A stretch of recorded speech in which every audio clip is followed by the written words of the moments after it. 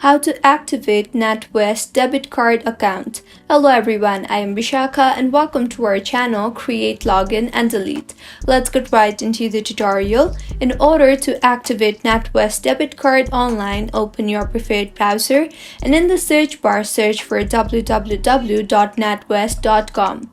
You'll be led to the official webpage of NatWest. Here on the top right, you will see the option for Login.